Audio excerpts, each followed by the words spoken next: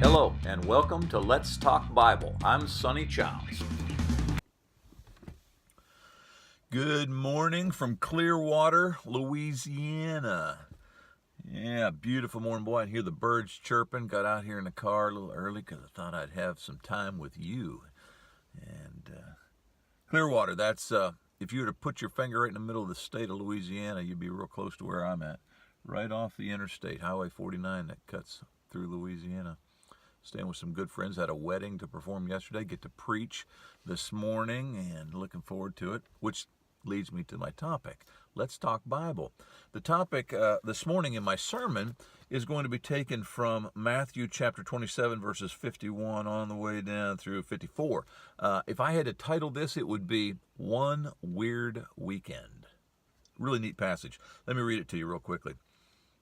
At that moment, the curtained temple was torn in two from top to bottom. The earth shook and the rock split.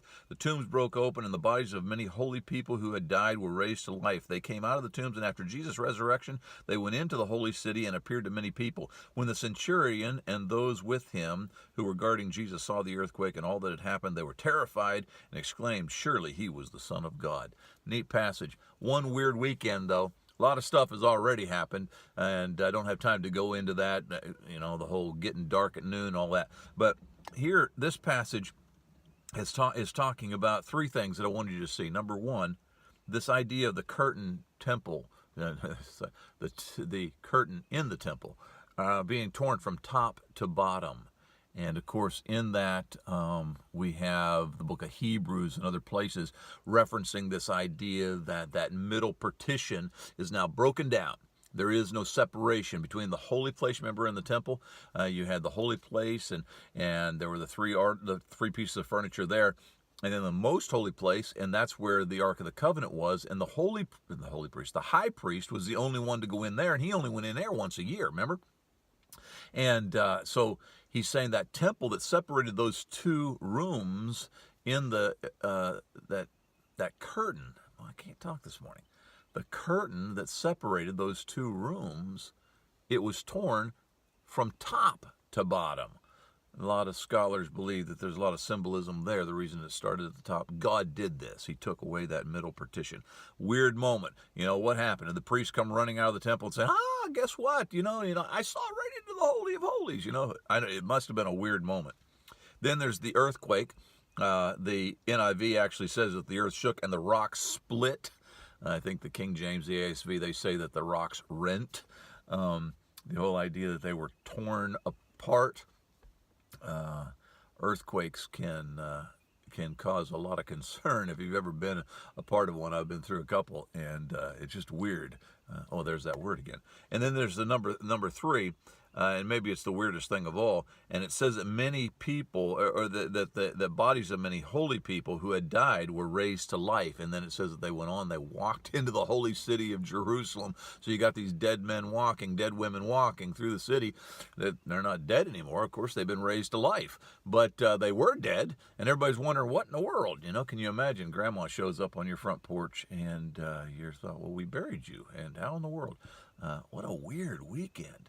But here's the point that I wanted you to see from all of these things. Verse 54, it says, when the centurion, now that's a Roman official, okay? Remember Rome, paganism, all of those kind of things. Admittedly, he's living here in Jerusalem, where he may have heard a lot about Jehovah, God, and those kind of things, but he's a centurion, so he's got a Roman background, and those others who are with him, they see all of this, and they're bright enough to recognize all this weirdness must be pointing to something, and their conclusion is surely he was the Son of God. My application to you, though, is this: what about the rest of them?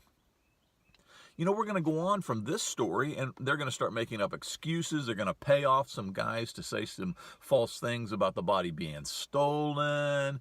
There's going to be a great deal of persecution that's going to come about on an ongoing basis against these folks who are called Christians who believe in the resurrection. And yet you've got all of these evidences that something huge, something big and weird has happened this weekend, and the light bulb goes off in the mind of this pagan, the centurion, and whoever else is standing with him. He gets it. He says, hey, this must mean something. Surely he was the Son of God. The application is that I think there are some people who have all the advantages in life and still will refuse to get it. Because at the end of the day, faith is a choice. I do not believe that faith is dumped into your heart and you've got to submit to it. I believe that faith is a choice. Faith is something that you develop. And I believe, according to Acts chapter 17, verses 26 and 27, that God clearly prompts that faith. But faith is a choice. And there's some folks, it wouldn't matter. As Jesus tells the story of the rich man and Lazarus, and the rich man's begging that somebody go back and tell his brothers. And you might remember Abraham says, nah, he says, even if somebody come back from the dead, they wouldn't listen. There are some folks who just will refuse to the bitter end to listen. I guess, this is hard to say, but those are the folks that maybe Jesus was referring to when he says, don't cast your pearls before swine. In the sense, don't waste your time there. There are so many out there who are interested, who are paying attention to the awesome signs of the times. Spend your time there. Well, you probably can't tell it, but the dew is coming down the back windshield thing. Is it a windshield at the back? Whatever that thing's called. Rear view thingy-dingy. Birds chirping. It's a pretty day here in central Louisiana. I hope that you'll have a wonderful day. This is Sonny Chow signing off, saying, be there, Matthew 16:26. We are the Sonny Chows and Family Ministries, serving as missionaries to this great nation. Please pray for us and consider adding us to your missions giving.